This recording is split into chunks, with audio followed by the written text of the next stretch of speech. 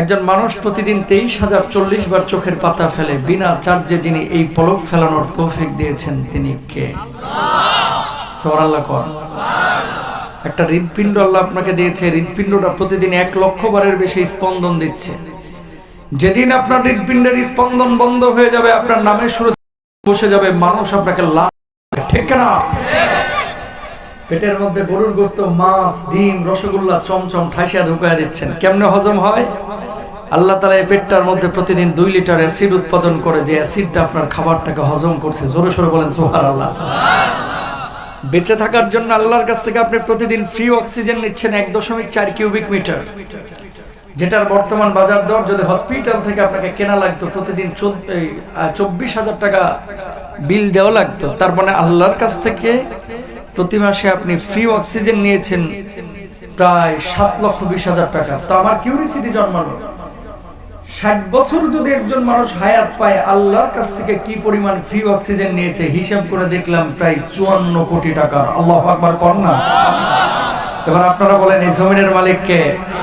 আসমানের মালিক কে? গোলামি দাসত্ব হবে কার? সে আল্লাহর কোরআনের কথা যেখানে হবে সেখানে মুমিন ঘরের মধ্যে কাঁথা কম্বল নিয়ে বসে থাকতে পারে না। কোরআনের মঞ্চে, কোরআনের ময়দানে আল্লাহকে খুশি করার জন্য সবকিছু অর্জন করে মুমিন চলে আসবে। ঠিক না?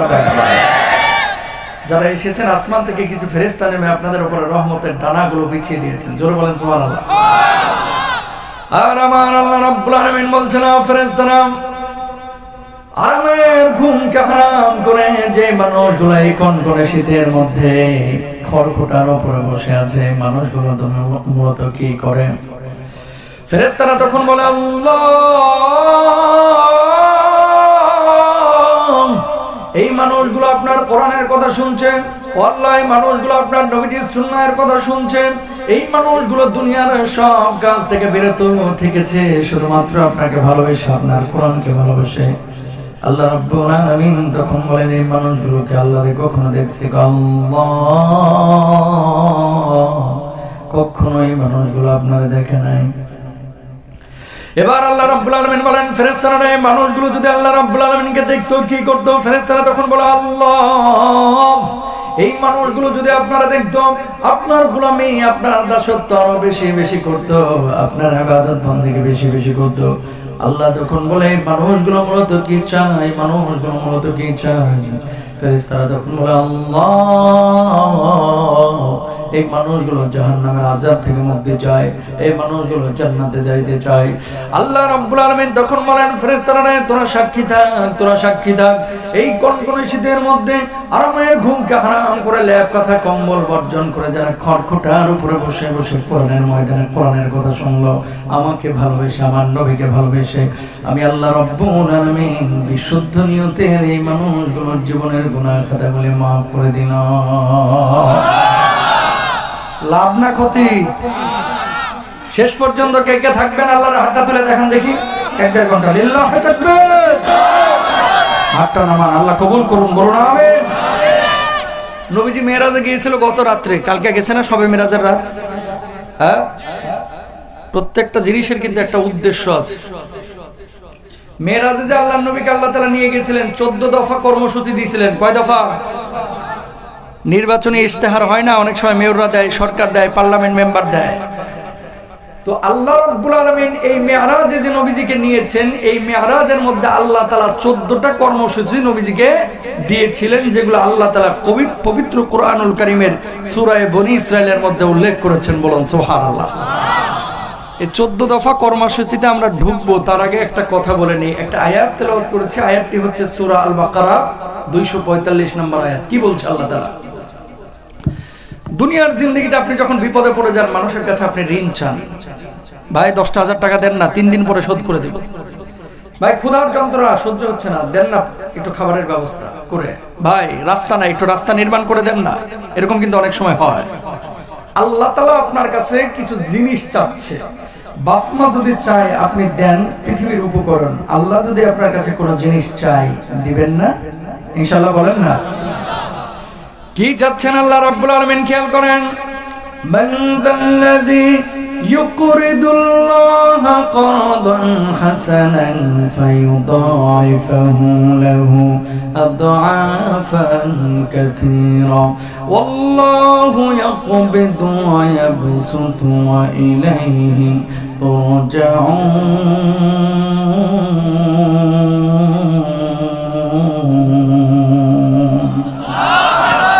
আল্লাহ রাব্বুল আলামিন বললেন যে ব্যক্তি আল্লাহ রাব্বুল আলামিনকে ঋণ দিবে আল্লাহ রাব্বুল আলামিন তার দ্বিগুণ বদলা দিবেন, তিন গুণ বদলা দিবেন, বহু গুণ বদলা বাড়ায় দিবেন। কি বদলা?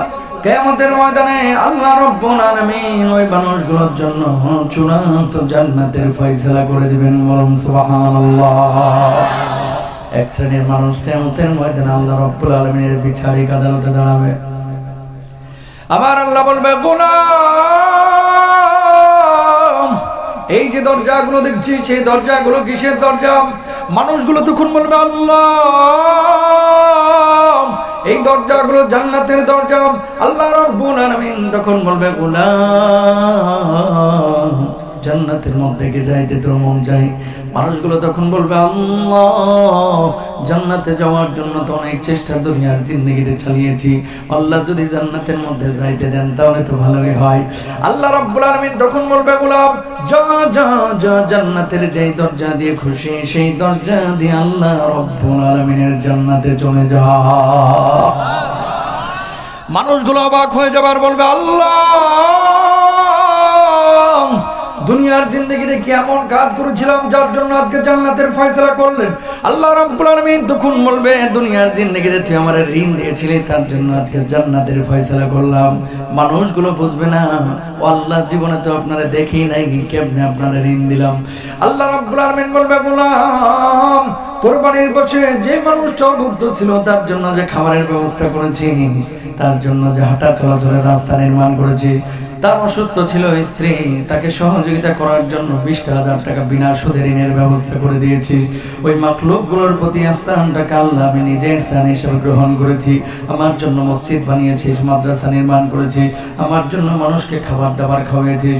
আমি আল্লাহ রাব্বুল আলামিন এইগুলোকে ঋণ হিসেবে গ্রহণ করে তোদের জন্য জান্নাতের ফয়সালা করে দিয়েছি। জোরে বলেন না সুবহানাল্লাহ। মানুষগুলো তখন কল্পনা করবে আর বলবে, আল্লাহ যদি আগে জানতাম তাহলে আরো বেশি বেশি কাজগুলো করতাম। এই এলাকায় তো একটাও সুদখোর নাই, আসেনি? বিনা সুদে গায়ের জ্বরও দিতে চায় না। কথা বুঝেন নাই? যদি বলা হয় গায়ে 104 ডিগ্রি জ্বর ভাই, আপনার এখান থেকে 10 ডিগ্রি আমারে দেন, আগামীকাল 12 ডিগ্রি দেওয়া লাগবে, কিন্তু টাকা তো দূরের কথা। এইরকম চামুন্ডা মার্খা যেগুলো সুদখোর আছে, আল্লাহর জান্নাত এগুলো জান্নাত কোনোদিন যাইতে পারবে না যদি তওবা না করে মরে। ঠিক কিনা ভাইরা? হারাম। শুনেন, আপনাকে কষ্ট দেওয়ার জন্য বলছি না, প্লিজ কলিজার টুকরারা, কিন্তু সত্য কথাগুলো, হক কথাগুলো যদি না বলি আল্লাহর কাছে আমাকেও দায়ী থাকতে হবে, কারণ এই চেয়ারটা এখন আমার কাছে আমানত। ঠিক কিনা? কিছু মুরব্বী আছে যদি বলে কাকা 3,000 টাকা দেন না, রোববার আসরের আগে দিয়ে দিব, দৌড় বেটা খালি দেখা হলে টাকা টাকা করো। কাকা রোববারে 3300 দিব, দূর টাকা কি পকেটে থাকে? চল বাড়িতে চল।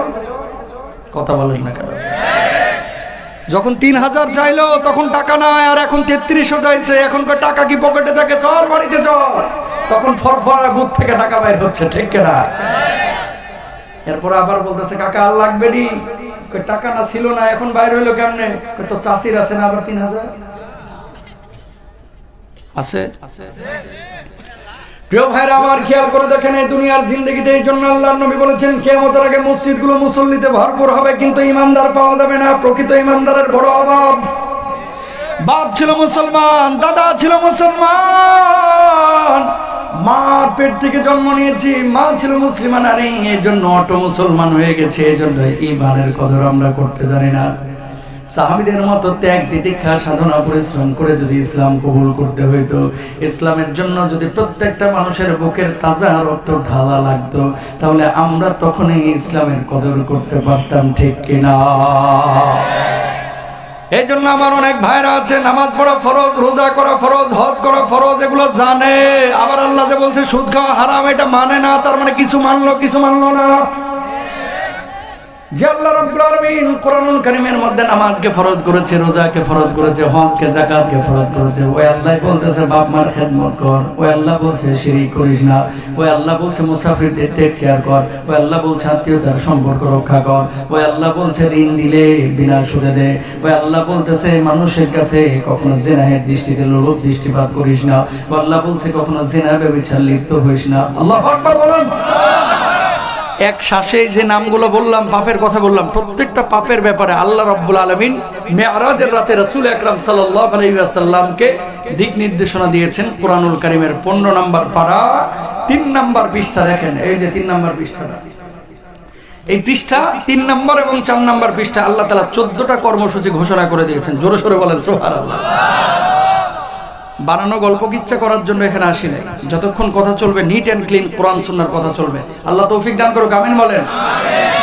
এলাকার মধ্যে কিছু চামার আছে, চামার মুখ খারাপ করে বললাম, নিজেরা নামাজ পড়ে না, আরেকজন যে নামাজ পড়তেছে এটাও সহ্য করতে পারে না। বুঝেন নাই কথা? নিজে মাহফিল করে না, আরেকজন মাহফিল করছে সহ্য করতে পারে না। নিজে মাদ্রাসা বানাইতে পারে না, আরেকজন মাদ্রাসা বানাচ্ছে সহ্য করতে পারে না। নিজে দাড়ি রাখে না, আরেকজন দাড়ি রাখা শুরু করছে, এটাও সহ্য করতে পারে না। আগে কিছু যুবক দাড়ি রাখতো না, এখন রাখা শুরু করছে। কিছু মুরব্বী আছে বাঁকা চোখে তাকায়, কে কি জামাত টামাতে যোগ দিছে নাকি? কথা বলেন। আগে টাকনোর নিচে কাপড় পরতো, এখন টাকনোর উপরে পড়া শুরু করছে। কি রে, কি হেফাজত বা জামাত টামাত হইলো কিনা, জেমবিতে যোগ টোক দিছে কিনা? কথা বলেন, ঠিক কিনা? আগে টুপি পরতো না, এখন টুপি মাথা থেকে নামায় না। এর মতি গতি তো ভালো দেখতেছি না। আল্লাহর কসম করে বলছি, কেউ যদি দাড়িকে বলে যে জঙ্গির দাড়ি, কেউ যদি টুপিকে বলে জঙ্গির টুপি, কেউ যদি পাঞ্জাবিকে বলে জঙ্গির পাঞ্জাবি, 1000 বার এই জঙ্গির পোশাক পরতে রাজি আছি, নবের বিপক্ষে অবস্থান আমরা নিতে রাজি নাই, ঠিক না? যারা এগুলো বুঝে শুনে করে এরা মূলত মুরতাদ হয়ে যায়। কি হয়ে যায়? কারণ নবীজিকে কটাক্ষ করলো, নবীজি সুন্নাহকে কটাক্ষ করলো, ঠিক না? আয়াতটা যখন নাজিল হয়েছে, কোন আয়াত? ওই সূরা বাকারা 245 নম্বর আয়াত। আপনারা যেমন ঠেস মেরে মেরে হুজুরদের কথা বলেন, ইহুদি কোনা থেকে দাঁড়ায় আবু বকর বলছে, কি আবু বকর? কয় কি হইছে? শুনলাম একটা আয়াত নাকি নাজিল হয়েছে তুমগো উপরে। কয় হ। কয় মানজাল্লাযী ইউকরিদুল্লাহ করদান হাসানা, তোমার আল্লাহ দেখি ঋণ চাইছে শুনলাম। কয় হ, শুনছিস, ঠিকই শুনছিস। এইটা আবার কেমন আল্লাহ? এই আল্লাহ দেখি ফকির মিসকিন। নাউজুবিল্লাহ। বাড়িতে যায় বলে আমার আল্লাহ কি ফকির? ঋণ চাইছে কি? জান আর মাল, যেখানে আল্লাহর জন্য যেভাবে প্রয়োজন। কিন্তু ইহুদি আয়াতের অপব্যাখ্যা করতেছে। এবার আবু বকর বললেন, ইহুদি, আমার আল্লাহ রাব্বুল আলামিন জামার কাছে ঋণ চেয়েছে, টাকা চাই নাই, পয়সা চাই নাই।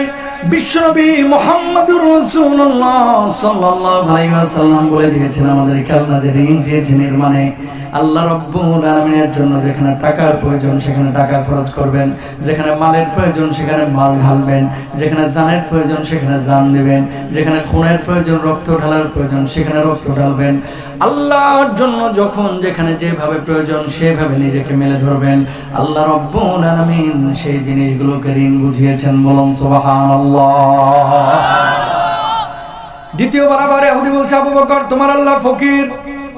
আরেকটা বার যদি আমার আল্লাহকে ফকির বলি, আমি আবু বকর কিন্তু হাত গুটে বসে থাকবো না। তৃতীয়বার আবার বলছে তোমার আল্লাহ ফকির। এবার যাইবি কই?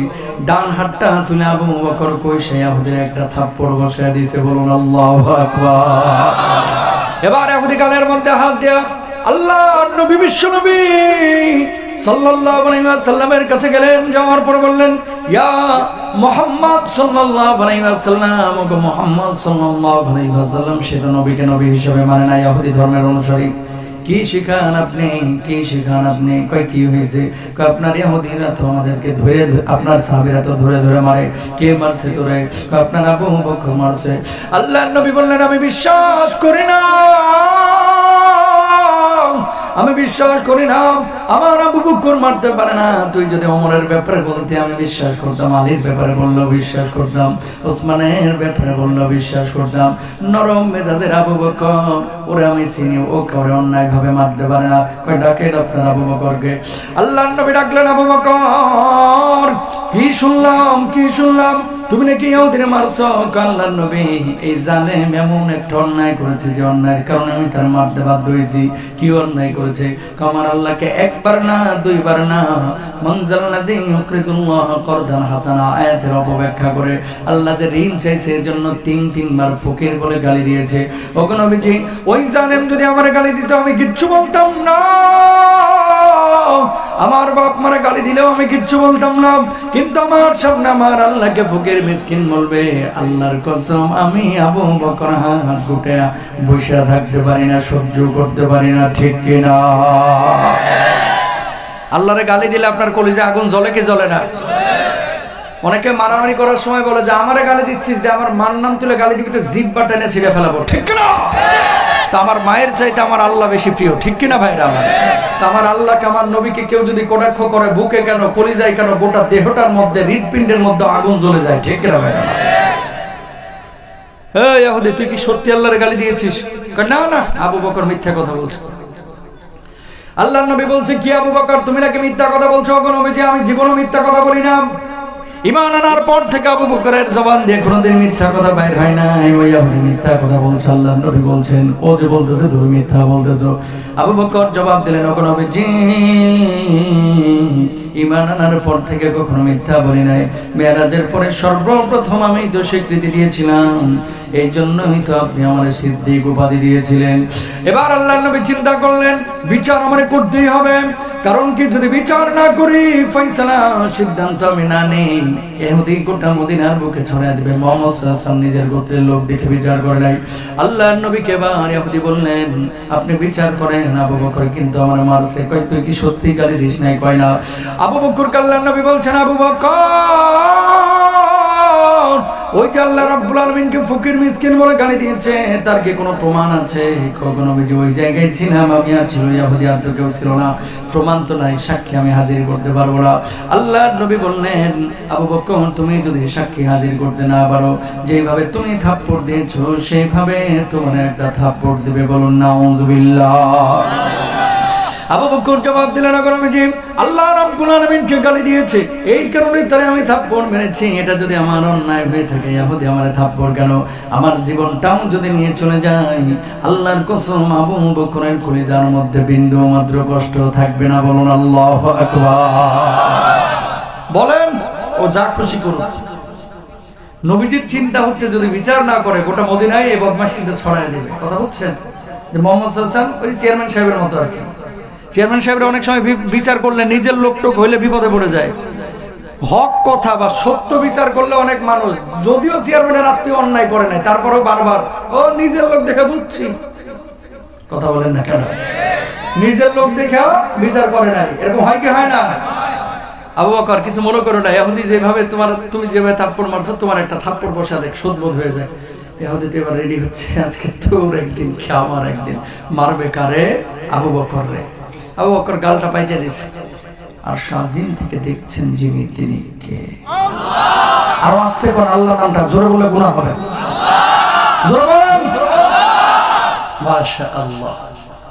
জিবরিল আমিন এদিকে আয়, দেখ আমার হাবিব কি বিচার করছে। মুহূর্তের মধ্যে আমার হাবিবের কাছে গিয়ে হাজির হ, আর বল আবু বকরের পক্ষে দুনিয়ার কোনো সাক্ষীর প্রয়োজন নাই, আমি আল্লাহ রাব্বুল আলামিন আরশ আজিম থেকে আবু বকরের পক্ষে সাক্ষী হয়ে গেলাম। আর বল আবু বকরের গালটা যেন ইহুদির হাত স্পর্শ না করে। জিবরিল আমিন তো আসমান থেকে আল্লাহ রাব্বুল আলামিনের কাছ থেকে নবীজির কাছে আসতেন। এলেঙ্গায় প্রায় 17 মিনিটের জ্যামে বসে থাকতে হয়। চোখের পাতা ফেলানোর আগে আল্লাহর নবীর কাছে এসে হাজির। ইয়া রাসূলুল্লাহ, কি বিচার আপনি করছেন? খবরদার খবরদার, ইহুদির হাত যেন আবু বকরের গাল স্পর্শ না করে। আল্লাহ কিন্তু সবকিছু দেখছেন। কি হয়েছে? আল্লাহ রাব্বুল আলামিন আমারে পাঠিয়েছে, আবু বকরের পক্ষে দুনিয়ার কোনো সাক্ষীর প্রয়োজন নাই। আল্লাহ রাব্বুল আলামিন নিজেই আবু বকরের পক্ষে সাক্ষী হয়ে গেছেন। বলুন সুবহানাল্লাহ। ওকে নবীজি না আয়াত 4 নম্বর পারা 13 নম্বর পৃষ্ঠা। লাকাদ সামিআল্লাহু কাওলাল্লাযীনা ক্বালু ইন্নাল্লাহা ফাকীরুন ওয়া নাহনু আগনিয়া।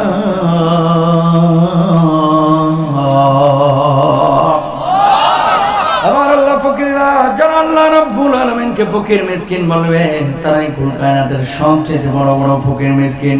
আমার আল্লাহ ধনী। এই দুনিয়ার বুকে এমন কিছু মানুষ আছে, আগে ধনী ছিল না, গরিব ছিল, টিনওয়ালা বাড়ি ছিল, এখন ছাদ দিছে, 2 তলা 3 তলা বাড়ি হয়েছে।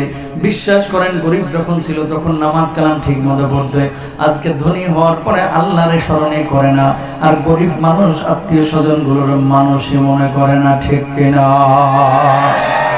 এগুলো মূলত অহংকারের প্রতিফলন। এগুলো কি অহংকার? এত করেন কেন? কেউ করবেন না। যে আল্লাহ টাকা দিয়েছে মুহূর্তের মধ্যে, সে আল্লাহ কিন্তু ফকির বানায় দিতে পারে। সকাল বেলার ধনী রে তুই ফকির সন্ধ্যা। কয়দিনের জিন্দেগি? মানুষকে মানুষ হিসাবে মূল্যায়ন করবেন ইনশাআল্লাহ, বলেন। মেরাজে নবীজি যখন গিয়েছেন, আল্লাহ রাব্বুল আলামিন যে 14 দফা কর্মসূচি দিয়েছিলেন, এর মধ্যে গুরুত্বপূর্ণ একটা আয়াত আল্লাহ রাব্বুল আলামিন সূরা বনী ইসরাঈলের মধ্যে উল্লেখ করেছেন, ওয়া আতিদাল কুরবা হাক্কাহু ওয়াল মিসকিনা ওয়া ইবনাস সাবিল।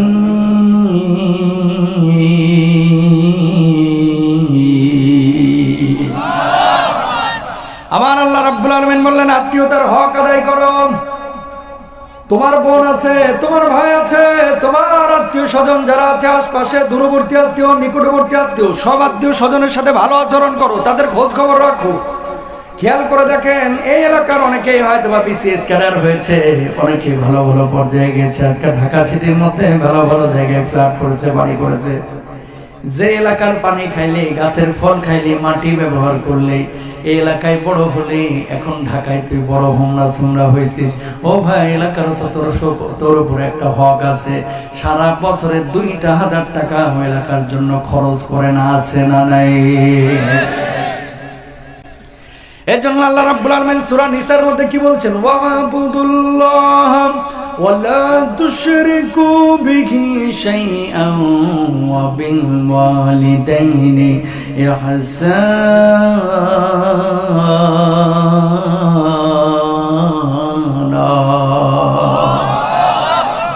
এই আয়াতের শেষ অংশে আল্লাহ রাব্বুল আলামিন বলছেন, ওয়াল জারিদিল কুরবা ওয়াল জারিল জুরবি ওয়াস সাহিবি বিল জামবি ওয়াবনিস সাবিল। নিকট আত্মীয়, দূরবর্তী আত্মীয়, কেউ কেউ আত্মীয় আছে ব্লাড কানেক্টেড, কোন কোন আত্মীয় আছে ব্লাড কানেক্টেড না, কিন্তু একটু দূরের, আছে না নাই? আমাদের সমাজের টেন্ডেন্সি এখন কি দেখেন, আপন চাচাতো ভাইয়ের মেয়ের বিয়ে, পয়সাওয়ালা ধনী যদি কেউ হয়ে যায় আর বড় সড়ো যদি অনুষ্ঠান করে, দেখবেন বিয়ের দাওয়াতের ক্ষেত্রে প্রথমেই যেগুলো মালওয়ালা টাকাওয়ালা, এগুলোর আগে বাইসা বাইসা দাওয়াত দেয়। কথা বলেন না কেন? একই গোষ্ঠীর মধ্যে অটো চালায়, সিএনজি চালায়, ভ্যান চালায়, এগুলোরা ডাকে ডাকে দাওয়াত দেয় না। কারণ কি, এগুলোরা দাওয়াত দিলে তেমন কোনো লাভ নাই, মোটা মোটা বান্ডিল পাওয়া যাবে না, 5-10 হাজার পাওয়া যাবে না, পাওয়া যাবে কাচের প্লেট। কথা কয় না? আমার নবী বলছেন, ওই ওলিমার খাবার সবচেয়ে নিকৃষ্ট যে ওলিমার মধ্যে বেছে বেছে ধনীদেরকে দাওয়াত দেওয়া হয় আর গরিবদেরকে নেগলেক্ট করা হয়। আজকে ভাই 40 বলেন আর বিয়ের অনুষ্ঠান বলেন, খেয়াল করে দেখেন কয়টা ভুখা গরিব মিসকিন দাওয়াত পায়, বরঞ্চ কোটটাই পড়া সব ধনী মানুষগুলোকেই বাইসা বাইসা বারবার বারবার টাকাটা দিয়ে নিয়ে আসে, ঠিক কিনা? যেটার পয়সা আছে, ভাবি আপনি না আসলে কিন্তু আমি মন খারাপ করব। কথা কয় না? একবার ফোন দেয় না, 5 ওয়াক্তে ফোন দেয় জোহরের সময়, ভাবি 21 তারিখ কিন্তু মনে আছে ভাবি। আর যেটা অটো চালায়, সিএনজি চালায়, রাস্তায় দেখায় লেঙ্গা বাজারে, বাস স্ট্যান্ডে, পুলিশ বুথের পাশে অটো নিয়ে দাঁড়ায় আছে, এই তোর ভাস্তির বিয়ে, সময় থাকলে যাইস।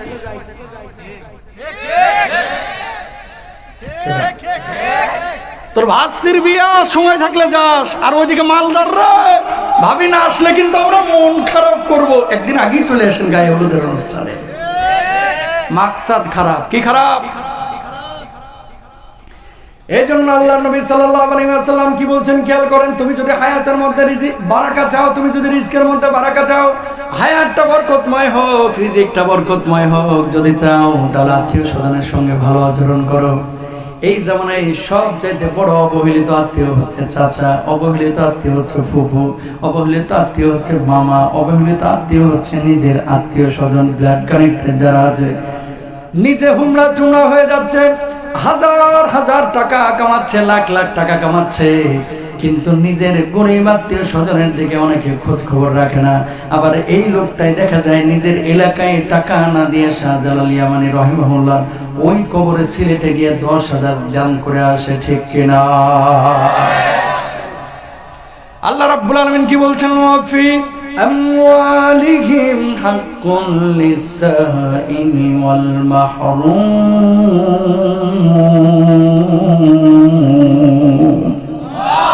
আপনারা যারা ধনী আছেন, আপনাদের টাকার মধ্যে গরিবের একটা হক আছে ভাই, আপনি বুঝেন না এটা?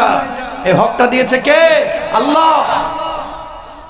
কিয়ামতের ময়দানে 5টা প্রশ্নের জবাব না দিয়ে এক কদম সামনে বাড়তে পারবেন না। আন মুরগি ফিমা আপনা ওয়ান শাবাবিহি ফিমা আওলা ওয়ান মালিহি মিন আইনা ইকতাসাবা ফিমা আনফাকা।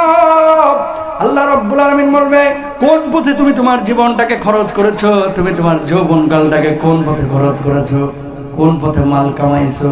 কোন পথে মালটারে খরচ করছো? আমি আল্লাহ যে এলেম দিয়েছি সে এলেম অনুযায়ী আমল করছো কিনা?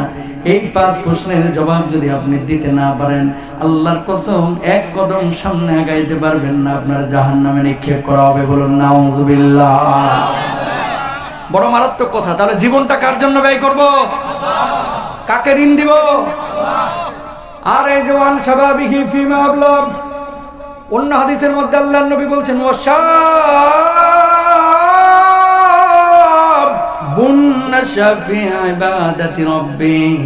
ওই যুবক যে তার যৌবনটা কালটাকে আল্লাহর ইবাদতে কাটিয়েছে। কিয়ামতের কঠিন মুসিবতের সময় মানুষ যখন পানি পানি বলে চিৎকার করবে, কেউ কারো কোনো উপকারে আসবে না। আল্লাহ রাব্বুল আলামিন ওই যুবকদেরকে আরশের নিচে বিশেষ ছায়ার ব্যবস্থা করে জান্নাতের ফয়সালা করবে। কেন বললাম এই কথাটা? বলার একটা উদ্দেশ্য আছে। বলার উদ্দেশ্য হচ্ছে এই যে আর 3 দিন পরে আসতেছে বিশ্ব ভালোবাসা দিবস, মানে যেটা পালন করবে এটা বাস দে। কথা বলেন না কেন?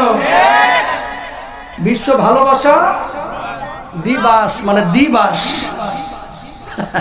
এটা মুসলমান পালন করতে পারে না, ইহুদি খ্রিস্টানরা পালন করতে পারে, ঠিক না? তুমি যে তোমার যৌবনকালটাকে আজকে যারা মাহফিল আয়োজন করেছে তোমাদের কাছে বলি, এবং যারা যুবক আছেন, জীবন চলে যাবে কিন্তু এই ধরনের কোন দিবস কোন মুসলমানের বাচ্চা আমরা পালন করব না, ইনশাআল্লাহ বলেন। কোথায় রোমান সম্রাট আর কোথায় ভ্যালেন্টাইন? এটা পশ্চিমা বিশ্বের রোমানদের কালচার এই বাংলাদেশে সাপ্লাই করেছে কে? ওই এর নাম কি, শফিক রেহমানের মতো কিছু লোক। সরি, ভুল হয়েছে। শুধু একজন ব্যক্তিকে বলাটা, দোষারোপ করাটা অন্যায় হবে, আমি এটা মাহজুব করলাম। এই লোকটা পৃথিবীতে একটা প্রোগ্রাম করতে গোলাপ ফুল টুল দিয়ে এগুলো শুরু করেছিল, কিন্তু বাংলাদেশে এখন ঘরে ঘরে ভ্যালেন্টাইনের আকীদা পোষণ করে এরকম যুবক আছে না নাই? জোরে বলেন। আছে। সিদ্ধান্ত তোমাকে নিতে হবে, তুমি কার উম্মত। তুমি যদি নবীজির উম্মত হও তাহলে নবীজি যা বলেছে তোমার সিদ্ধান্ত নিতে হবে, সেভাবে তোমার চলতে হবে। এই ভ্যালেন্টাইন ডে তে এত ভালোবাসা উতলাইতেছো কেন? যেগুলো এই ভ্যালেন্টাইন ডে তে ভালোবাসা প্রমোট করে, প্রকাশ করে, ম্যাক্সিমাম গুলো বিয়ের সময় এগুলো ধরা খায়। প্রেম ট্রেম করে সেঞ্চুরি করছে আর বিয়ের সময় বলে আব্বা মেয়ে একটা খুঁজো একেবারে যেন রাবিয়া বসরির মতো ধার্মিক হয়। তো তুই যে প্রেমে সেঞ্চুরি করছস, কথা বলে না কেন? আবার মেয়েও 16 জন 17 জনের সাথে প্রেম করছে, বিয়ের সময় আব্বা ছেলে যেন ধার্মিক হয়, নামাজি মুত্তাকি পরেজগার হয়। তুই ভ্যালেন্টাইন ডে তে এই যে চিপা চাপাই ঢুকছিলি কা? ঠিক না?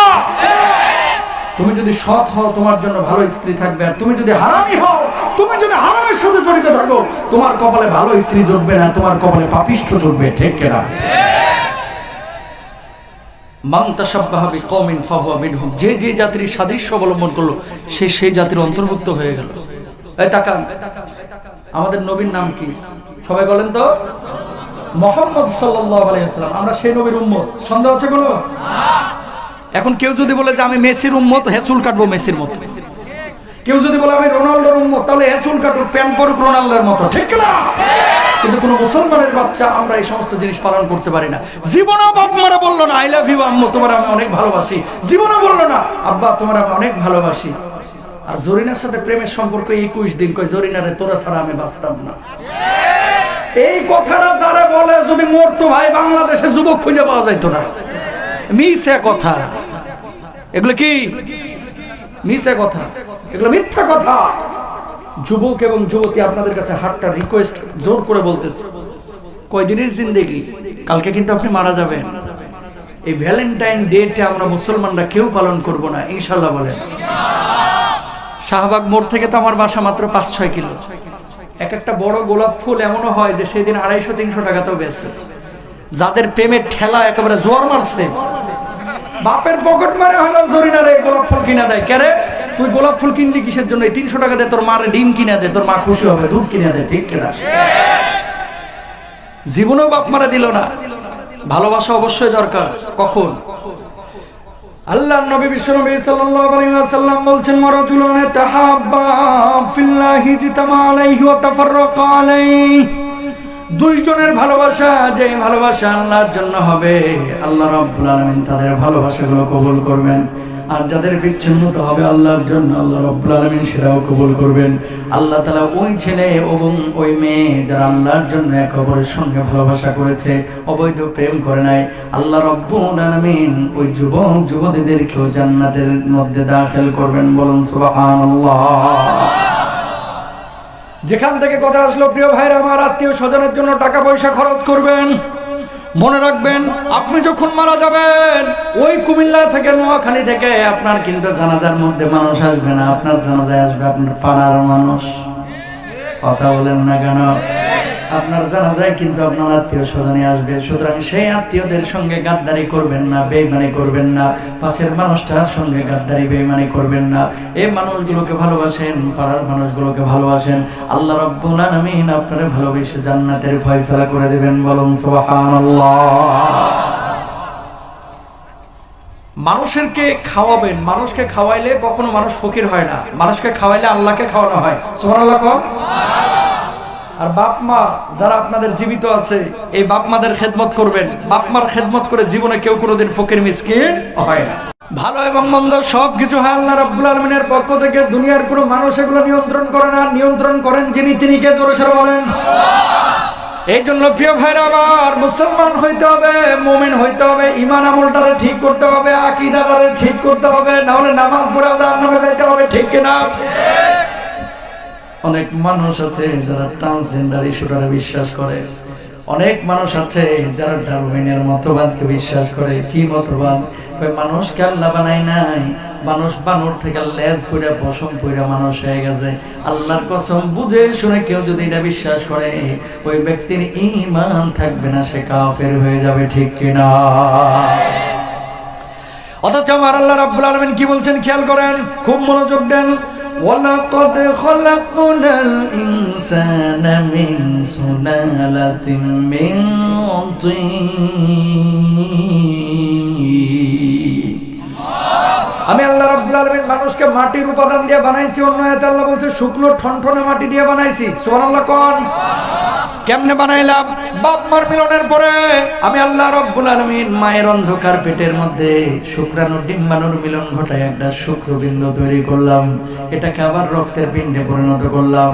রক্তের পিণ্ডটাকে আমি আল্লাহ রাব্বুল আলামিন গোশতের পিণ্ড তৈরি করলাম। সুম্মা খালাকনান নুতফাতা আলাকাতান ফাখালাকনাল আলাকাতা মুদগাতান ফাখালাকনাল মুদগাতা ইদামান فكسونا العظام لحما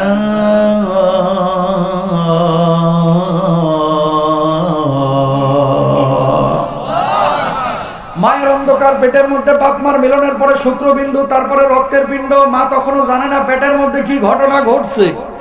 ওই রক্তের পিণ্ডটাকে আল্লাহ রাব্বুল আলামিন এবার গোশতের পিণ্ড তৈরি করলেন। মানে আপনার জীবনের রহস্যটা দেখেন, সৃষ্টি তত্ত্ব কিভাবে আল্লাহ তাআলা আপনারা বানাইছে। ওই গোশতের উপরে আল্লাহ তাআলা এবার হাড়ের ফ্রেম গুলো লাগাইলেন, মাছের কাটার মতো। তখন দেখা যায় তো আপনার বুকের হাড় ডারে, মাথার হাড় ডারে। ওই হাড়ের উপর আমার আল্লাহ রাব্বুল আলামিন আবার গোশতের প্রলেপ দিলেন। মা তখনও জানে না পেটে কিছু একটা হচ্ছে। ওই গোশতের উপর আল্লাহ রাব্বুল আলামিন সাদা কালো চামড়া লাগায় দিলেন। আল্লাহ এবার ফেরেশতাদেরকে বললেন, ফেরেশতারা রে, আমি আল্লাহ এখন মায়ের পেটের মধ্যে ওই বাচ্চার মধ্যে রূহটাকে ফুৎকার করব। আল্লাহ ইশারা করলেন, মায়ের পেট ভেদ করে, বাচ্চার পেট ভেদ করে ওই বাচ্চার ছোট্ট একটা হৃৎপিণ্ডের মধ্যে আল্লাহ রাব্বুল আলামিন রূহটারে ফিটিং করে দিলেন। আরো আস্তে কোন সুবহানাল্লাহ। কষ্ট হলে বলেন, দোয়া করে দিই। কষ্ট হচ্ছে? এবার বাচ্চা পিলপিল করে মাছের মতো নড়াচড়া শুরু করলো। কার পেটের মধ্যে? মায়ের। মা এবার দৌড় দিয়ে স্বামীর কাছে এসে বলে, আমার পেটের মধ্যে কি যেন নড়তেছে, আল্লাহ কি যেন দিছে পৃথিবীর মধ্যে। ওই মা যখন বুঝে যে আমার পেটের মধ্যে কিছু একটা নড়তেছে, এর চাইতে সুখের মুহূর্ত ওই মায়ের কাছে আর হতে পারে না, ঠিক কিনা? ওই মা বুঝবে না যে মা 18 বছর মাতৃত্বের স্বাদ পায় নাই, কিন্তু যে মা একবার বুঝেছে যে আমার পেটের মধ্যে কিছু একটা নড়তেছে। তখন তো আপনি ব্যারিস্টার ছিলেন নাকি? পেটের মধ্যে যখন বাচ্চাটা পিলপিল করে নড়তেছে, আপনি তো ট্যাঁ ট্যাঁ করে কাঁদতেও পারতেন না, ঠিক না? তখন আপনি প্রধানমন্ত্রী ছিলেন না, মিনিস্টার ছিলেন না, উল্লেখযোগ্য কোনো বস্তুই ছিলেন না। বরঞ্চ পেটের সাথে যদি চাপ লাগতো, চিপসের মতো মরমর করে আপনার বুকের হাড়গুলো ভেঙে যাইতো। আল্লাহ এবার কি বললেন, এই ফেরেশতারা দেখোস না যেভাবে লাফালাফি করতেছে পেটের ভিতরে, একটা প্যাকেট তৈরি করে দেয়। প্যাকেট আল্লাহ তাআলা একটা তৈরি করে দিয়েছে, কেমন বেলুনের মতো, সাদা বেলুন দেখছেন না? বেলুনের মতো প্যাকেট একটা তৈরি করে আল্লাহ তাআলা 2-2.5 লিটার পিচ্ছিল পানি ওই প্যাকেটটার মধ্যে ঢুকাইয়া এবার বাচ্চাটাকে ওখানে আল্লাহ তাআলা ভাসায় দিলেন। সুবহানাল্লাহ, কোন না? আপনি বলবেন, হুজুর মায়ের পেটের মধ্যে আল্লাহ বাচ্চা দিল, প্যাকেট বানানোর আবার দরকার ছিল কি? কারণ আছে। মা বেগুন কাটে, মা বড় মাছ কাটে, মা তরকারি রাঁধে, মা দৌড়ঝাঁপ করে, মা গা গোসল দেয়। এই গোসলের সময় মায়ের পেটের সাথে, মা যখন বাথরুমে বসে, মায়ের পেটের সাথে পিঠের সাথে বাচ্চাটার ওই পিঠ এগুলো চাপ লাগে কচকচ কচকচ করে হাড্ডিগুলো ভেঙে যাইতে পারতো। এই জন্য আল্লাহ ওই প্যাকেটের মধ্যে বাচ্চাটারে ভাসায় দিল। এবার মা ডানে ঘুরে, বাচ্চা বামে যায়, মা বামে যায়, বাচ্চা ডানে আসে, মা বসে, বাচ্চা উপরে চলে আসে, মা দাঁড়ায়, বাচ্চা নিচে গিয়ে ঘাপটি মেরে বসে রাখে। টেকনোলজি কার? জোরে বলেন কার? এবার আমার আল্লাহ রাব্বুল আলামিন কি করলেন? মায়ের নারীর সঙ্গে ওই সন্তানের নারীটাকে মিলাইয়া মায়ের হাইজের রক্ত বন্ধ করে আল্লাহ রাব্বুল আলামিন বাচ্চার পেটের মধ্যে খাবার সরবরাহ করেছেন। বলুন সুবহানাল্লাহ। এবার আপনারাই বলেন, স্রষ্টা কে? এখন কেউ যদি বলে যে না না না, মানুষ বানর থেকে এমনি এমনি হয়েছে, আমরা বলি তোর বাপ দাদা বানর হইতে পারে, আমগো না। কথা বলেন ঠিক না? যেগুলা বলে যে বানর থেকে মানুষ হয়েছে, আমার কথা হচ্ছে এগুলোরে নিয়ে যে মানুষের সাথে না রেখে ঢাকা চিড়িয়াখানায় রাখেন। কারণ বানরের জায়গা আশরাফুল মাখলুকাতের সাথে না, এদের জায়গা হচ্ছে চিড়িয়াখানায়, ঠিক না? চিড়িয়াখানায় ঢুকাবে, আমরা যাই বাদাম দিব, আমরা গাজর দিব, মাঝে মাঝে লেজ টানবো, মাঝে মাঝে গুতা দিব। কথা কন না কেন? কথা সত্য না? যেহেতু বানর হওয়া তোদের এত শখ, তোরা যা চিড়িয়াখানায় ঢুক। আল্লাহ হেদায়েত দান করুক, আমিন বলেন। আব্দুল্লাহ ইবনে মাসউদ, এই হুজুর যেমন পাশাপাশি বসা, আল্লাহর নবীর পাশে বসা। আল্লাহর নবীকে আব্দুল্লাহ ইবনে মাসউদ রাদিয়াল্লাহু তাআলা আনহু জিজ্ঞেস করলেন, আইয়ু যামবি আকবারু ইনদাল্লাহ। ওগো নবীজি, আল্লাহ রাব্বুল আলামিন যে দুনিয়ার বুকে যত ধরনের মানুষ রেখেছেন, সবচেয়ে নিকৃষ্ট গুনাহ কোনগুলো? কয় 3টা গুনাহ আছে। 1 নাম্বার, আনতা জাআলা লিল্লাহি নিদ্দান ওয়া হুয়া খালাকা, আল্লাহ তোমারে বানাইছে অথচ আল্লাহর সাথে কাউকে শরীক করলা। 2 নাম্বার, ওয়া আনতা তাকতুলা ওয়ালাদাকা মাখাফাতা ইয়াতাম, আল্লাহ তোমারে খাওয়াইবে, তোমার সন্তানরে খাওয়াইবে, কিন্তু সন্তান জন্মের আগেই ভাবলা যে কি খাওয়াইবে সন্তান জন্ম নিলে, এই জন্য পেটের মধ্যে সন্তানকে হত্যা করে ফেললো অথবা সন্তান নিলে না। 3 নাম্বার, ওয়া আনতুজানি বিহালিলাতি জানি, এই দুনিয়ার জিন্দেগিতে যারা জিনা ব্যভিচার করে, পরক্রিয়া করে, অন্যের স্ত্রীর দিকে লোলুপ দৃষ্টি দেয়, আল্লাহর জমিনে এর চাইতে বড় নিকৃষ্ট গুনাহ আর নাই। বলুন নাউযুবিল্লাহ। বিবিএস বাংলাদেশ পরিসংখ্যান ব্যুরো কালকে একটা জরিপ পেশ করেছে। আরটিভি, যমুনা টেলিভিশন, প্রথম আলো, অনলাইন নিউজ, অনেক পোর্টালে নিউজ করেছে। কি এরা তথ্য প্রকাশ করেছে যে ঢাকা সিটির মধ্যে তালাক বাড়ছে। সবচেয়ে তালাক কম হচ্ছে ময়মনসিংহে। আর ঢাকা সিটির মধ্যে যে তালাকগুলো হচ্ছে, শুধু মানে প্রতি বছর, গত বছর কি তার আগের বছর জরিপ দেখলাম, ঢাকা সিটির মানে দক্ষিণ সিটিতে শুধু ৭,৬৪২টা সম্ভবত তালাক সংঘটিত হয়েছে। নাউযুবিল্লাহ, জোরে বলেন না। দেখেন নবীজির হাদিস, ওয়া আনতুজানি বিহালিলাতি জারি। এই যে মোবাইলটা আবিষ্কারের পরে পরক্রিয়া বাড়ছে না কমছে? অবৈধ প্রেম, জেনা, ব্যভিচার বাড়ছে না কমছে? নবীজি 1450 বছর আগে কেমনে জানছে? ওয়া আনতুজানি বিহালিলাতি জারি, প্রতিবেশীর স্ত্রীদের সঙ্গে অনেকে লোলুপ কাজ করবে, মানে বদমাশি করবে, চরিতার্থ করবে। বিশেষ করে এলাকায় দেখবেন অনেক সময় প্রবাসী থাকলে এই প্রবাসীদের বউদেরকে কিছু জানোয়ার আছে টার্গেট নেয়, ঠিক কিনা ভাইরা? আর এই যে জাহাঙ্গীরনগর বিশ্ববিদ্যালয়ে যে ঘটনা ঘটছে, আর যাই হোক, সে যে দলেরই হোক না কেন, ওটা মানুষ হতে পারে না, ওটা হাইওয়ান জানোয়ারের চাইতেও খারাপ। ঠিক না? স্বামীকে আটকায় রেখে বউকে ধর্ষণ করছে। তাকান, কোরআনের আইনটা যদি থাকতো, ধর্ষণ তো দূরের কথা, কোন মেয়ের দিকে বাঁকা চোখে তাকানোর সাহস পাইতো না। জানেন না তো কোরআনের আইন কি, ধর্ষণের শাস্তি কি কোরআনে জানেন? জানেন না। এটা হচ্ছে ফ্যাসাদ তৈরি, আর ফ্যাসাদ তৈরির শাস্তি কি, এটা আদালতের দায়িত্ব। কোরআন বলতেছে আদালতের দায়িত্ব, এটা আপনার দায়িত্ব না। কি, একজন ধর্ষক ধর্ষণ করেছে, প্রমাণিত হয়ে গেছে, ডান হাত বাম পা, বাম হাত ডান পা ক্রস করে কেটে দিতে হবে। এটা কাটবে কে? আদালত, আপনি না। কথা বুঝতে পেরেছেন? কাটবে কে?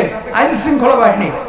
খেয়াল করেন, একজন ধর্ষককে যদি বাইতুল মোকাররমের দক্ষিণ গেটে নিয়ে 0 পয়েন্টে দাঁড় করায়া ডান হাত বাম পা, বাম হাত ডান পা ক্রস করে এইভাবে সরকার কাটিয়ে দিত, সমস্ত মিডিয়াগুলো বাংলাদেশে যা আছে আজকে লাইভ টেলিকাস্ট করে, ধর্ষকের শাস্তি ডান হাত বাম পা কেটে দেওয়া, ক্রস করে কেটে দেওয়া হচ্ছে। ধর্ষক তো ধর্ষণ তো দূরের কথা, জরিনার দিকে বাঁকা চোখে তাকানোর সাহস পাবে না। ঠিক না? বন্ধ হবে কবে? বন্ধ তখন হবে যখন কোরআনের আইন থাকবে। ঠিক কিনা? তো যেখান থেকে বলতেছিলাম, আব্দুল্লাহ ইবনে মাসউদ জিজ্ঞেস করলেন কোন পাপগুলো সবচেয়ে নিকৃষ্ট? আল্লাহর নবী বললেন, আনতু জানি বিহালিলাতি জারি, জিনা বা বিচার, এটাও কিন্তু মারাত্মক গুনাহ, এই গুনাহের মধ্যে যাবেন না। এই কথা আল্লাহ তাআলা পবিত্র কোরআনুল কারীমের এই যে মেরাজের 14 দফা কর্মসূচি দিয়েছেন, এর মধ্যে এক দফা কর্মসূচিতে আল্লাহ রাব্বুল আলামিন বিশেষ করে সূরা বনী ইসরাঈলের 32 নম্বর আয়াতের মধ্যে এটা বলে দিয়েছেন। এই যে দেখেন কি বলছেন আল্লাহ তাআলা। রব্বুল আলামিন বলছেন, ওয়ালা তাকরাবুজ জিনা ইন্নাহু কানা ফাহিশা। আল্লাহু আকবার। খবরদার, জিনার কাছে কেউ যায় না। আলী রাদিয়াল্লাহু তাআলা আনহু আল্লাহর নবীকে জিজ্ঞেস করলেন, ইয়া রাসূলুল্লাহ, দুনিয়ার জিন্দেগিতে চলাফেরার পথে তো অনেক সময় অনেক নারীর দিকে, মেয়ের দিকে চোখ পড়ে যায়, কি করব তখন? আল্লাহর নবী জবাব দিলেন, ওয়ালি লা তুতবা'ন নাজরাতান নাজরা লিআন্না লাকাল উলা ওয়া লাইসাত লাকাল উখরা। একবার যদি চোখ পড়ে যায়, দ্বিতীয়বার খবরদার আর তুমি তাকাইও না। আমার বাংলাদেশের মানুষ, আমার বাংলার মুসলমানরা, আমার কিছু যুবক ভাইরা আছে, মোবাইলের মধ্যে, ফেসবুকের মধ্যে, ইন্টারনেটের মধ্যে রাস্তাঘাটে কোনো সুন্দরী মেয়ের ছবি যদি দেখে, সুন্দর মেয়ে যদি দেখে, বিশ্বাস করেন নবীজির হাদিসটা তো পড়ে নাই, ঢ্যাপ ঢ্যাপ ঢ্যাপ ঢ্যাপ করে তাকায় থাকে, যেন শহীদ হয়ে যাবে, চোখ ফিরাবে না। ঠিক না? অথচ আল্লাহর নবী বলছে, একবার যদি চোখ পড়ে যায় অনিচ্ছায়, সাথে সাথে চোখটারে ফিরে নাও। এই যে মোবাইলটা, তাকান, মোবাইলের মধ্যে রাত জেগে জেগে অনেক মানুষ আছে 1টা 2টা 3টা পর্যন্ত কুমোর দুলানি নাচানাচি দেখে, কথা কয় না, আছে না? আর কিছু যুবক আছে দেখতে দেখতে কাল শাকুল শাকের গেছে গা হিরুনছি ঘুমত। কথা বুঝতে পেরেছেন? হারাম। ফাল আইনানে জিনাহুমান নাদর। জিনা শুধুমাত্র শারীরিক মিলনের নাম না, জিনা হচ্ছে চোখ দিয়ে হয়, জিনা হাত দিয়ে হয়, জিনা অন্তর দিয়ে হয়, জিনা জবান দিয়ে হয়। হাত দিয়ে খারাপ কিছু স্পর্শ করলেন মানে হাতের জিনা, চোখ দিয়ে খারাপ কিছু দেখলেন মানে চোখের জিনা, খারাপ কিছু কাজের উদ্দেশ্যে আপনি গেলেন, পা দিয়ে হেঁটে গেলেন, পায়ের জিনা। সবাই বলেন নাউজুবিল্লাহ। কিয়ামতের ময়দানে সুব্বা ফি আইনিহি ইয়াউমাল কিয়ামা, এই সমস্ত মানুষদের চোখের মধ্যে আল্লাহ তাআলা গলিত উত্তপ্ত সীসা ঢেলে দিবেন। নাউজুবিল্লাহ বলেন। প্রিয় ভাইরা আমার, তাকান তাকান, আল্লাহর নবী সাল্লাল্লাহু আলাইহি ওয়াসাল্লাম কি বলছেন? লা ইয়াকুনান্না মিন উম্মতি আকওয়ামুন ইস্তাহিলুনাল খায়রা ওয়াল হারিরা ওয়াল খামরা ওয়াল মাযিদ। আমার উম্মতের মধ্যে এক শ্রেণীর উম্মত আসবে, যে উম্মতগুলো জিনা ব্যভিচারকে হালাল মনে করবে, চিকন চাকন পোশাক পরিধানকে হালাল মনে করবে, যে উম্মতগুলো মদ পানকে হালাল মনে করবে, জুয়াকে হালাল মনে করবে, যে উম্মতগুলো গান বাজনাকে হালাল মনে করবে। আপনাদের এলাকায় হয়তো বা জুয়া নাই, মদ নাই, অন্য এলাকায় বহুত আছে। মদ জুয়া আছে না নাই বলেন?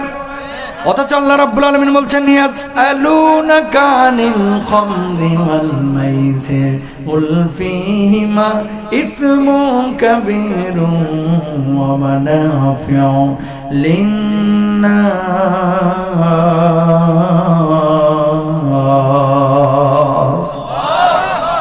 মদ আর জুয়া সম্পর্কে অনেকে বলে কি জানেন? হুজুর, বোতল যদি দুই একটা মাঝে মাঝে না মারে শরীর ম্যাজ ম্যাজ করে, ভালো লাগে না। কিছু বদমাশ আছে না নাই? সকালবেলায় বিড়ি না খেলে নাকি পেট ক্লিয়ার হয় না, এরকম লোক আছে না নাই? পৃথিবীর একমাত্র খাবার যার গায়ের উপরে লেখা আছে এটা খালি তুই মরবি তারপরেও খায়। কি এটার নাম কি? সিগারেট। জোরে বলেন এটার নাম কি? এটার গায়ে লেখাই আছে ধূমপান মৃত্যু ঘটায়, এটা খালি তুই মরবি তারপরেও খায়। কারণ কি? মন মানে না হুজুর। আমি লেবানন সফর করলাম, আরব বিশ্বের মুসলমানরা কেন মার খাচ্ছে আজকে জানেন? দুবাইয়ের খবর তো জানেন না, অনেকে গিয়েছেন আপনারা, হয়তো বা সৌদি আরবও চালু হয়ে যাবে। মিডল ইস্টের অধিকাংশ দেশে এখন হাত বাড়াইলেই মদ পাওয়া যায়, মদ মদ বদ, নাউজুবিল্লাহ বলেন না। লেবাননে যখন আমার সফর ছিল, এক যুবক দেখতেছি টুপি পরে দাঁড়ায় দাঁড়ায় মদ খাইতেছে। তা আমি বললাম যে বাবা তোমার নাম কি? আমার নাম অমক। আমি শুনে বুঝে গেছি মুসলমান। তুমি মুসলমান? হ্যাঁ। তো মদ খাচ্ছ, এটা হারাম না? আজকে কি বার? ওটা বলতেছে তুমি কোথেকে আইছো? আমি বললাম বাংলাদেশ থেকে। কাজের লেগে না ঘুরতে? আমি বললাম জিয়ারতে। কয় আজকে কি বার? আমি বললাম শনিবার। কালকে কি বার? রোববার। কয় রোববার হলিডে, যদি শনিবারে মদ না খায় তাহলে সারা সপ্তাহটা শরীরটা মেজমেজ করে। মানসিক সমস্যা। কি সমস্যা? অনেক মানুষ দেখবেন যখন টেনশন মাথায় উঠে যায়, ওই ব্যানসন নিয়ে বাস টানতেছে, এমন শোকটান মারতেছে, আছে না? হারাম করবেন না। আপনাদের টাঙ্গাইলে যে পাম্প গুলো আছে দেখবেন, বাথরুম গুলো পাম্পের ঢুকে দেখবেন বাথরুমের মধ্যে পানির চাইতে বিড়ির মুথা বেশি। কথা বলেন ঠিক কিনা? তার মানে কি এই আল্লাহর ওলিগুলো কোথা থেকে আসে? এরা তো আসমান থেকে নাজিল হয় না। নামাজ পড়তেছে অথচ বাথরুমে যে এক হাতে মোবাইল আর এক হাতে ফুঁকতেছে। যখন বাথরুম থেকে বাইরে হচ্ছে বিশ্বাস করে মনে হচ্ছে মুখে পারমাণবিক বোমা মারছে দরজাটা খোলার পরে। এগুলো করবেন না ইনশাল্লাহ বলেন। মদ, গাঁজা, ইয়াবা, ড্যান্ডি, ফ্যান্ডি, নেশা জাতীয় যত জিনিস আছে সবকিছু হারাম, কেউ খাবেন না। জোরে সরে বলেন ইনশাল্লাহ। আর জুয়া কেউ খেলবেন না। জুয়ার কিন্তু একটা নীতি আছে ভাই, জুয়ার একটা নীতি আছে। কি জানেন? জুয়ারিরা যখন যারা অ্যারেঞ্জ করে, এদের টার্গেট থাকে প্রথম 2-3 দিন জিতায় দেব, মানে হ্যাঁ লোভটা দিবে। কথা বুঝছেন? প্রথম 2-3 দিন জিতার পরে লাস্টে বউয়ের কাপড় নিয়ে এসে বেচা শুরু করে। কথা বুঝেন নাই? ওই হালের বলদ চুরি করে ফেলে। চোর খুঁজতে মহল্লায় যাওয়া লাগবে না, নিজের মায়ের ছাগল বকরি এটিও চুরি করে বেচে ফেলায় জুয়ারিরা। ঠিক না ভাই? এদের আকল জ্ঞান থাকে না। সুতরাং এই সমস্ত জুয়া টুয়া কেউ খেলবেন না ইনশাল্লাহ বলেন না। আল্লাহ বলছে ওয়াইতমুহুমা আকবারু মিন নাফিহিমা, এটা উপকারের চাইতে ক্ষতিই বেশি। মনে হয় যে আজকে 10 লাখ কামায় ফেলাইলাম, না।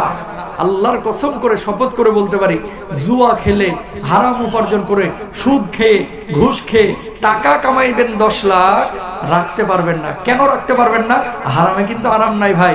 ইমাম সাহেবরা বেতন দেন 5,000, রিক্সাওয়ালা অটোওয়ালারা কামাই 12,000, 13,000, 14,000, শরীরে কোনো রোগ নাই, গরুর গোস্ত 1 কেজি খাইলেও কোনো সমস্যা নাই, আর টাঙ্গাইলের চমচম 1-2 কেজি মেরে দেয়, কোনো সমস্যা নাই। আর যেটা হারাম করে ড্যাব ড্যাব করে তাকায় থাকে, একটা মিষ্টি হজম করতে পারে না। কথা বলেন ঠিক কিনা? আছে না এরকম? তার মানে কি যেদিন থেকে হারাম খাবেন সেদিন থেকে আরাম শেষ। হারাম কেউ খাবো না, সুদে জড়াবো না, ঘুষে জড়াবো না, জেনাহের মধ্যে জড়াবো না। সবাই বলেন ইনশাআল্লাহ।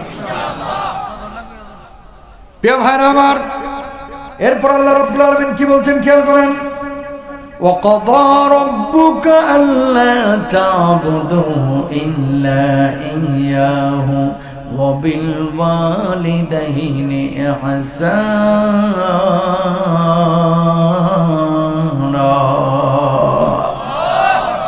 মেরাজের পরবর্তী কর্মসূচি আল্লাহ রাব্বুল আলামিন বললেন, বাপ মা তোমাকে অনেক কষ্ট করে লালন পালন করেছে, আল্লাহর মতো তোর পরে তোমার বড় দায়িত্ব হচ্ছে বাপ মার সঙ্গে ভালো আচরণ করা, বাপ মার সঙ্গে খারাপ আচরণ করবেন না। বুড়া বাপ মা যতদিন জীবিত থাকে ততদিন মানুষ বোঝে না, যখন বুড়া বাপ মা মারা যায় তখন পকেট ভরা টাকা আসে, কিন্তু বাপ মা ফিরে আসে না। সুতরাং বাপ মাকে অ্যাসেট মনে করবেন, বোঝা মনে করবেন না। আল্লাহ রাব্বুল আলামিন কি বলছেন? ইম্মা ইয়াবলুগান্না ইনদাকাল কিবারা আহাদুহুমা আও কিলাহুমা ফালা তাকুল লাহুমা উফফিন ওয়ালা তানহারহুমা ওয়া কুল লাহুমা কাওলান কারীমা।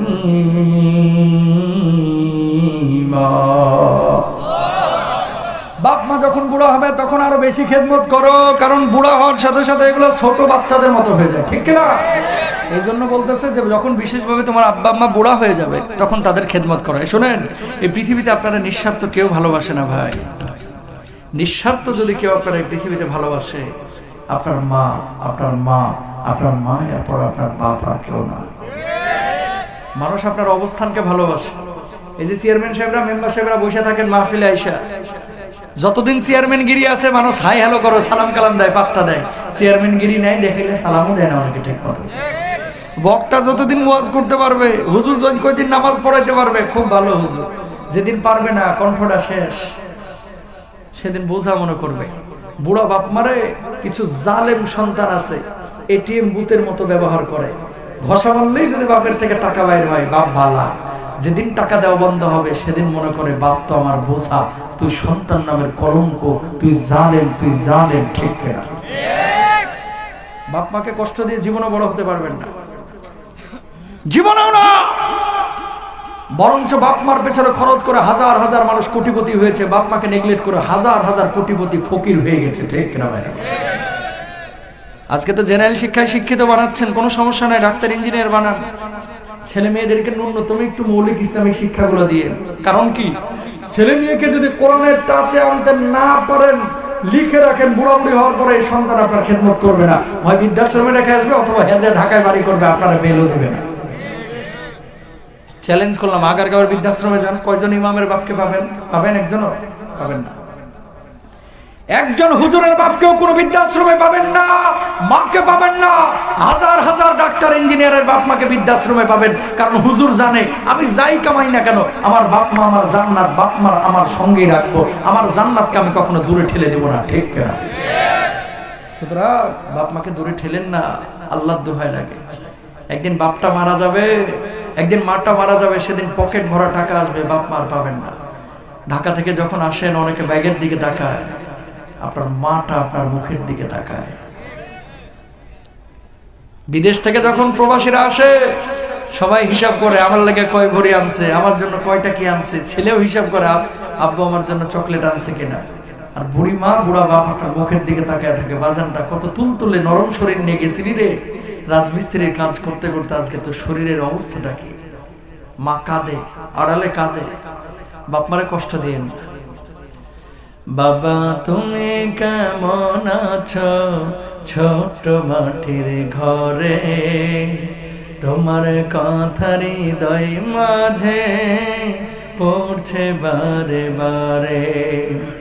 বাবা তুমি কেমন আছো, ছোট্ট মাটির ঘরে, তোমার কথার হৃদয় মাঝে পড়ছে বারে বারে। বাবা গো বাবা, বাবা গো বাবা,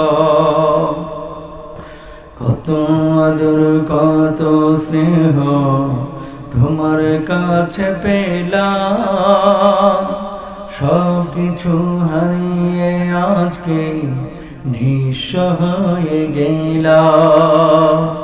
কত আদর কত স্নেহ তোমার কাছে পেলাম, সব কিছু হারিয়ে আজকে নিঃস্ব হয়ে গেলাম। ভালোবাসি তোমায় বাবা, বুকটা যে যাই ছেড়ে, ভালোবাসি তোমায় বাবা, বুকটা যে যাই ছেড়ে, তোমার কথার হৃদয় মাঝে পড়ছে বারে বারে। বাবা গো বাবা, বাবা গো বাবা, তোমার মতো আপন কেহ পাই না তোমার খোঁজে, তাই তো আজি ঘুমের ঘরে অশ্রুতে যাই ভিজে। তোমার মতো আপন কেহ পাই না তোমার খোঁজে, তাই তো আজ ঘুমের ঘরে অশ্রুতে যাই ভিজে। সুখে থেকো পরম সুখে জান্নাতের ভেতরে, তোমার কথা হৃদয় মাঝে পড়ছে বারে বারে বাবা গো বাবা বাবা গো বাবা বাবা তুমি কেমন আছো ছোট বাটির ঘরে তোমার কথা হৃদয় মাঝে পড়ছে বারে বারে সবাই বলেন রব্বির হামহুমা কামা জোরে বলেন রব্বায়ানি সগীরা সবাই বলেন রব্বির হামহুমা কামা রব্বায়ানি সগীরা আল্লাহ যাদের বাপ মা মারা গেছে সবাইকে আপনি জান্নাতুল ফেরদাউস নসিব করুন আমিন বলেন বাপ মা যাদের জীবিত আছে খেদমত করবেন তো সবাই বলেন বাস তারপরে সংক্ষেপে শেষ করে দিচ্ছি আল্লাহ তাআলা কি বলছেন ইন্নাল মুবাজ্জিরিনা কানু ইখওয়ানাশ শায়াতিন অপচয় করো না এরপর আল্লাহ তাআলা বলছেন ওয়ালা তাজাল ইয়াদাকা মাগলুলাতান ইলা উনুকিকা ওয়ালা তাবসুতহা কুল্লাল বাস কৃপণতাও করো না আবার এমন দানও করো না যে নিজে ফকির মিসকিন হয়ে যাবে কথা বুঝতে পেরেছেন মানে কৃপণতাও করবেন না আবার এমন ভাবে দান করবেন না যে যা কিছু আছে সব মসজিদ মাদ্রাসা দিয়ে দিবেন আর ছেলে মেয়েদেরকে ভিক্ষুক বানায় ফেলছেন এরকম করা যাবে না আল্লাহ তাআলা এরপরে বলছেন ওয়ালা তাকতুলুন নাফসাল্লাতী হারামাল্লাহু ইল্লা বিল হক মানুষকে অন্যায়ভাবে হত্যা করবেন না ওয়ালা তাকতুলু আওলাদাকুম খাশিয়াতা ইমলাক কখনো দারিদ্রতার ভয়ে সন্তানকে হত্যা করবেন না ওয়ালা তাকফু মা লাইসা লাকা বিহি ইলম যেটা আপনি জানেন না সেটা নিয়ে কখনো তর্ক করবেন না এটা বাংলাদেশের বাঙালিদের একটা আন্তর্জাতিক সমস্যা কথা বলেন না কেন জানলেও তর্ক করে না জানলেও তর্ক করে এগুলো করবেন না ইনশাআল্লাহ বলেন এই ছিল